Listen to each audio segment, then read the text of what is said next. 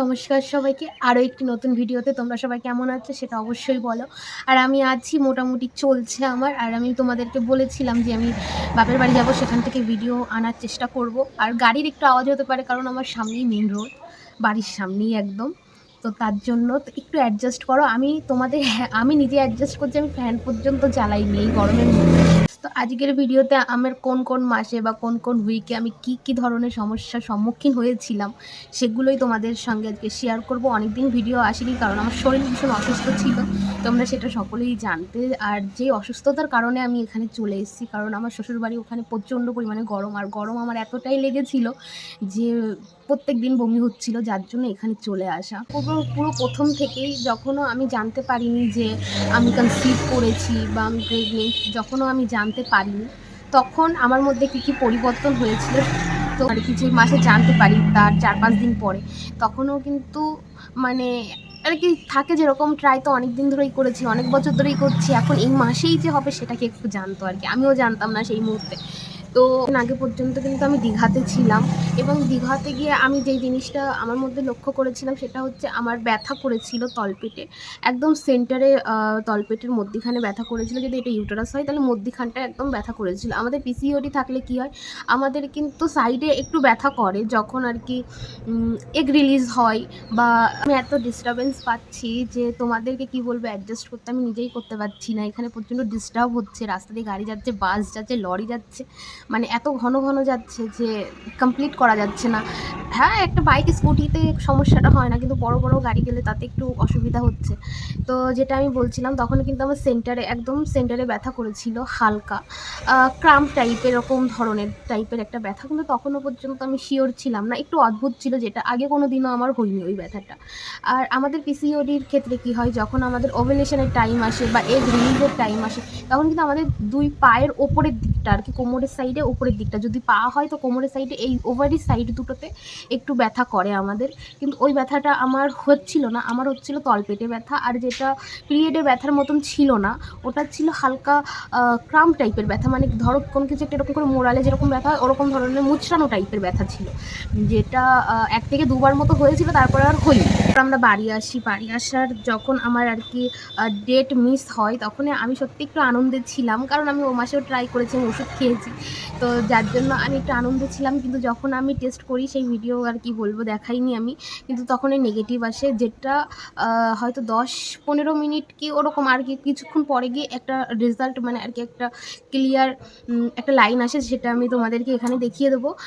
ওরকম একটা লাইন আসে, যেটা আমি প্রথমে বুঝতে পারিনি। যে আবার অনেক সময় হয় না যে টেস্ট করার পরে, রেখে দেওয়ার পরে একটা ভিজিবল আর কি একটা লাইন আসে হালকা, আমি ভাবছিলাম হয়তো সেই লাইনটাই, কিন্তু ওটা যে সেই ওই লাইনই, সেটা আমি সেই মুহূর্তে বুঝতে পারিনি। সেদিনকেরই আবার বিকালে টেস্ট করা হয়, যেটা ভালো ক্লিয়ার লাইন এসেছিলো। তো তারপরে আরও বাড়ির অনেকের অনেক রকমের কথা, যে বমি কেন হচ্ছে না, এটা কেন হচ্ছে না। আমার সিমটম অনেক পরে এসছে, মানে বমির যেই জিনিসটা ওটা অনেক পরে এসছে, আমার তাড়াতাড়ি আসেনি। ইভেন হয়তো খুব একটা বেশি হতোও না, যদি আয়রন ট্যাবলেটগুলো আমি না খেতাম, তাহলে হয়তো এতটা অসুবিধা আমার হতোও না। তো সেই মুহূর্তে আমার একটু ডাউট হয়, আমি 10 দিন পরে গিয়ে আবার টেস্ট করি, ওটা ক্লিয়ার পজিটিভ এসেছিলো। তো তার আগে পর্যন্ত, সেই 10 দিন পরে যখন টেস্ট করলাম, সেই 10 দিন আগে আমার মধ্যে যেই পরিবর্তনগুলো এসেছিলো, সেগুলো হচ্ছে আমার ব্রেস্ট পেন হতো, অলওয়েজ হতো, সবসময়ের জন্য একটা ব্রেস্ট পেন, যেটা এই মুহূর্তে এখন নেই, কিন্তু পুরো প্রথম দিকটা হতো। কারণ কি, 1 মাস তো মানুষ তো এমনিই বেরিয়ে যায়, বুঝতেই পারে না যে প্রেগনেন্ট কিনা। দ্বিতীয় মাসের কথা বলছি, দ্বিতীয় মাসে ব্রেস্ট পেন ছিল আমার। এটা পুরোপুরি প্রেগনেন্সি জানার পরের থেকে স্টার্ট হয়েছে। আর তার আগে যেটা হয়েছিল, সেটা শুধু ওরকম ব্যথাই হয়েছিল না জানার আগে, আর তাছাড়া সেরকম কিছু আমার মধ্যে আমি দেখিনি। আর যদিও বা দেখি, হয়তো এখনও মনে পড়ছে না, কারণ জিনিসটা ঘটে গেছে অনেক দিন, আমি ভিডিও করি না অনেক দিন শরীর খারাপের জন্য। তো তারপরে ব্রেস্ট পেন হয়, ব্রেস্টে কিছুটা চেঞ্জেস আসে, যেটা হচ্ছে হালকা হালকা সাদা সাদা স্পট আসে। সেই মুহূর্তে আমি হঠাৎ করে মোটা হয়ে যাই, আমার 3 কিলো ওয়েট বেড়ে গিয়েছিল সেই মুহূর্তে। তো তারপরে যে চেঞ্জেসগুলো আমার মধ্যে এসেছিলো সেটা হচ্ছে ওটার পরের থেকে আমার শুরু হয় পিরিয়ডের মতন ব্যথা। তলপেটে ব্যথা, অসম্ভব ব্যথা হতো। আর সেটা কন্টিনিউয়াসলি হতো না। যখন হতো তখন খুব ভালোই হতো।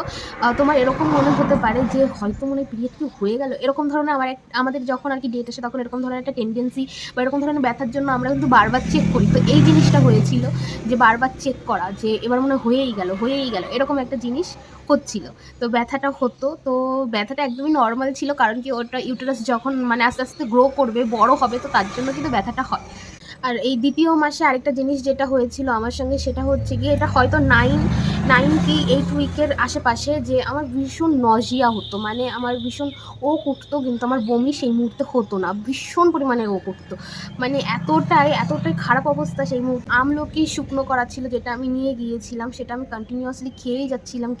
মানে এত পরিমাণে খেয়েছিলাম যে গাল, দাঁত আমার একদম টক হয়ে গিয়েছিল। আমি অন্য কোনো জিনিস আর কামড়াতে পারছিলাম না দাঁতে, এত পরিমাণের।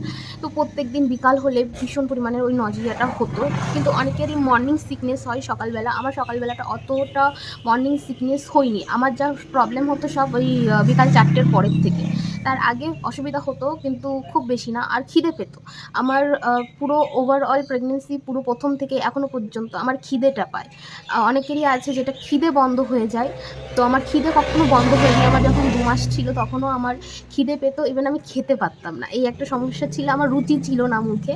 এমনি খিদে পেত। হয়তো এই কয়টা ভাত খেতাম সারাদিনে। আমি চাইলে সেগুলো তোমাদেরকে দেখাতে পারতাম যে দেখো আমি কতটা অসুস্থ, আমি কোন কটা ভাত খাচ্ছি, আমি কি করছি।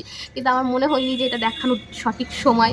তো তার জন্য আমি সেগুলো বলিনি, যে আমি আমার কষ্টের কথা পরে হয়তো শেয়ার করলে তোমরা নিজেরাই বুঝতে পারবে। তো আমি সারাদিনে মানে প্রচুর খিদে পেত। ২ মাস যখন আমার ছিল, এখন তাও একটু কমেছে। আমার আগে আরো বেশি খিদে পেত।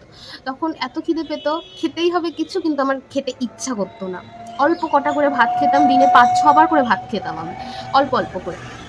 যেটা এখনো মনে করলে ভাবি কি এই কয়টা ভাত তখন কত ছিল, খেতে পারতাম। এটা গেল আমার ২ মাসের স্টোরি। এবং কি যখন আমার ৩ মাস পড়লো তখনই গিয়ে আমার যেটা হলো, তখন থেকে স্টার্ট হলো আমার বমি। সবাই বলছিল বমি হয় না, বমি হয় না, বমি হয় না। তার জন্য হয়তো ঠাকুর যখন দিল একেবারে নে তুই এবার দেখ কেমন হতে পারে। তো ৩য় মাস যখন স্টার্ট হলো, অনেক জিনিস আমি ভুলে গেছি কারণ কি এগুলো অনেক আগে ঘটে গেছে আর যেহেতু আমি ভিডিও করতে পারিনি। তো ৩য় মাস যখন স্টার্ট হলো খিদেটা প্রপারলি সেরকমই পেত। আরও বেশি খেতে পারতাম না। আমার সারাদিন ফল দিলে খুব ভালো হতো। ফলটা খেতে পারতাম। পেয়ারা ছিল, কলা, তারপর কাঁচা মিঠে আম ছিল। আমি এগুলো খেতাম। আর এগুলো খাওয়ার পরে মানে খিদে পেটে খেতাম। এগুলো খাওয়ার পরে আমার প্রচণ্ড গ্যাস হয়ে যেত। তো গ্যাসের ওষুধ আমাকে দিয়েছিল ১ম দিকেই। তো তখন আমি এইগুলো খাওয়ার পরে গ্যাসের ওষুধটা খেতাম, যার জন্য গ্যাসটা একটু কম হতো। কিন্তু ফল খেলে ওই সময় আমার ভীষণ পরিমাণে গ্যাস হতো। আর সবাই বলতো যে সারাদিন ঘুমিয়ে থাকে কেন, সারাদিন শুয়ে থাকে কেন? আমি তাদেরকে একটাই কথাই বলতাম, আমি যতক্ষণ ঘুমাবো ততক্ষণ আমি ভালো থাকি। আমি যখনই উঠবো তখনই আমি অস্বস্তি বা একটা আনজ্বালার মধ্যে পড়বো। তো ঠাকুরের কাছে প্রে করো আমাকে যেন ঘুমিয়ে রাখে। এরকম একটা অবস্থা ছিল। তো আমি তাই বলতাম যতক্ষণ আমার ঘুম পাবে আমি ততক্ষণ ভালো থাকবো। আর ইভেন কি তখনই ঘুমটা পেত, ঠিকঠাক পেত। এবার ৩ মাসের আরেকটা স্টোরি, এটা ১ম দিকে ঘুম পেত। ৩ মাসের ১ম দিকটা হয়তো ২ টো উইক, ৪টে উইক থাকে, তার মধ্যে ২ টো উইক আমার ঘুম পেত। প্রপারলি খুব ভালো ঘুম পেত দুপুরবেলাটা। কিন্তু রাতেও ঘুম পেত। কিন্তু তারপরে কি হলো, যখন ৩য় মাস শেষ হবে, ২ সপ্তাহ বাকি, তখনই গিয়ে শুরু হলো ঘুম পেত ঠিকই, ঘুমের মধ্যে আমি কেঁপে, কেঁপে উঠতাম। অনেকের সঙ্গেই হয়তো এরকম হয়েছে যে ঘুমাতে যাওয়ার আগে হয়তো কোনো একটা স্বপ্ন বা কোনো জিনিস দেখছো যে হঠাৎ করে কেঁপে উঠে ঘুম ভেঙে গেল। এই জিনিসটা আমি কিছু দেখতাম না, কিন্তু ঘুম আসার আগে এই জিনিসটা আমার ভীষণ হতো। আমার বডি কেঁপে, কেঁপে উঠতো, যার জন্য ঘুমটা আমার ভেঙে যেত। ঘুমটা তখন আর হতো না। আর তখনই আমার কি হতো ৩য় মাসে সকালবেলা নরমাল ঠিক আছে, মানে কোনো মতে চালিয়ে যখন বিকাল হতো, বিকালের পরে সন্ধ্যার সময় ঠিক আছে, মোটামুটি ঠিক আছে। মাথা যন্ত্রণা এই সমস্ত তো করতই। এবং কি যখনই রাতে খেতাম, খাওয়ার পরে আমার বমি হবেই। সারাদিন জানি না, আমার সন্ধ্যার পরের থেকেই একটা অস্বস্তি শুরু হতো। একটা ব্যথা, মানে তলপেটে না উপরি পেটে থেকে পাকস্থলীতে ব্যথা হতো, ভীষণ পরিমাণের ব্যথা হতো। ভালো লাগতো না, অস্বস্তি এত পরিমাণের ছিল। আর তারপরে রাতের বেলা খাওয়ার পরেই বমি হয়ে যেত। বমি হওয়ার পরে কিছুক্ষণ পরেই পেত খিদে। আর তখনই মানে বমি যখনই হবে তখন অন্য কিছু আর খেতে ইচ্ছা আমার করতো না। তখন ওই চিড়ে, মুড়ি এগুলো জলে ভিজিয়ে খেতাম। কিন্তু খিদে পেত তবুও। আর অন্য কিছু খেতাম না। এটা গেল ৩ মাসের স্টোরি। ৩ মাসের পর যখন আমার ৪ মাস পড়লো, সেই মুহূর্তে আমাকে দিল আয়রন ট্যাবলেট এবং কি আমি ৩ মাসের মধ্যে আমি এখানে চলে এসেছিলাম। তো আমি যদি বলি ২ মাস ৩ মাস আমার খুবই কষ্টের মধ্যে গেছে। ৩য় মাসটা কষ্টের মধ্যে গেছে কারণ ওটা বমি হতো, আর বমি আমার ভীষণ বাজে লাগে। ছোটোবেলার থেকে ভীষণ ভয় পাই। তো ওটা হতো বলে ওটার বাজে গেছে। আর এমনি ফিজিক্যালি কষ্ট আমি ২য় মাসে সবথেকে বেশি পেয়েছি। আর ৪র্থ মাস যখনই পড়লো তখন তার আগে পর্যন্ত আমি এইখানেই ছিলাম। তো আমার বমি এখানে এসে ২-৩ দিন বমি হয়েছিল উল্টোপাল্টা খাওয়ার জন্য। তো এখান থেকে যাওয়ার পরপরই আমার ৪ মাস শুরু হয়। তো সেই সময় আমার আয়রনের সাপ্লিমেন্ট চলে, আয়রন চলে। তো সেই মুহূর্তে আমার যে কী অবস্থা হয়েছিল, আমি মনে হয় আমার এই জীবনে থাকতে ওই অবস্থার কথা আর এইচআইভি করলে আমার যে ব্যথা হয়েছিল, ওখানে যে শরীর খারাপটা হয়েছিল ৫ দিন, আর আয়রন ট্যাবলেট চলার পরে যে শরীর খারাপটা হয়েছিল আমার, আমি মনে হয় আমার গোটা জীবনে কোনোদিনও ভুলবো না। সত্যি এত কষ্ট, এত পেইনফুল ছিল ওই দুটো জিনিস, আমি কোনোদিনও ভুলবো না। তো আয়রন যখনই চললো আমার দিনে ৫ থেকে ৬ বারেরও বেশি বমি করেছি একদিন। একদিন হলো প্রচণ্ড পরিমাণে শ্বাসকষ্ট। চোখ দিয়ে নাক দিয়ে জল বেরিয়ে গিয়েছিল, নিঃশ্বাস নিতে পারছিলাম না। আরও তখন জুন মাস, মানে জুন মাসের প্রথম দিকটা আর কি।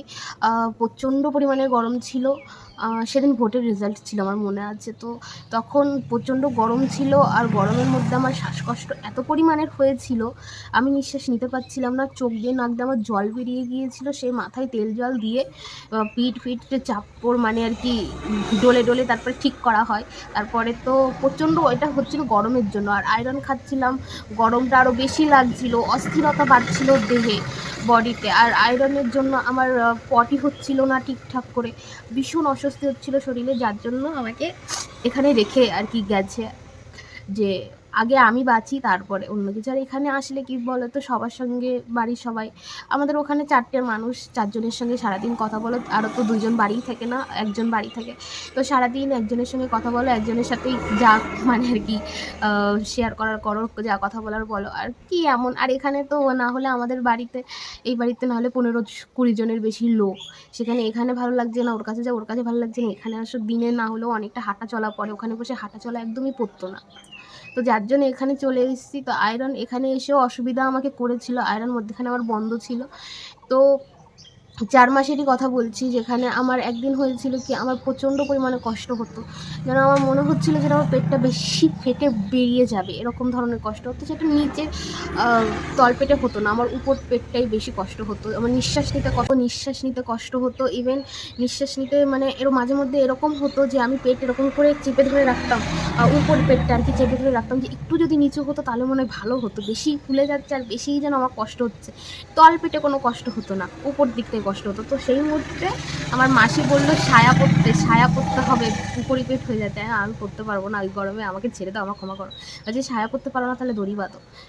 সত্যি কথা বলছি, জানি না এটা কতটা সত্যি কতটা মিথ্যে, কিন্তু দড়ি যবের থেকে বেঁধেছি তবের থেকে আমি সুস্থ আছি, অন্তত ভালো আছি। ওই যে পেট একটা ফেটে যাওয়ার টেন্ডেন্সি হতো যে এবার মনে হয় ফেটেই যাবে, আমার প্রচণ্ড কষ্ট হচ্ছে, এই জিনিসটা এখন হয় না। দড়িটা বাঁধা থেকে হালকা নিচু করে রাখে, যার জন্য দড়িটা ওখানে চাপ থাকে, একটু নিচু করে রাখে, যার জন্য ওই কষ্টটা এখন আর হয় না। তো আমি দড়ি তো খুলিই না, ওটা যেন আমার এখন কি বলবো ব্রহ্মাস্ত্র এরকম ধরনের হয়ে গেছে। ওটা খুললে আমি বাঁচবো না, এরকম আর কি আমার নিজের মনে হয়। তো লাস্ট টাইম পরশুদিনকে আমি ডাক্তারের কাছে গিয়েছিলাম, উনি আমাকে ওষুধ দিয়েছে। আমি যেটা তোমাদের সবার কাছ থেকে জানতে চাই, যে জানো অন্তত আমাকে একটু হেল্প করো। আমি তো এটার কোনো সলিউশন খুঁজেই পাচ্ছি না, ইভেন করতেও পারছি না।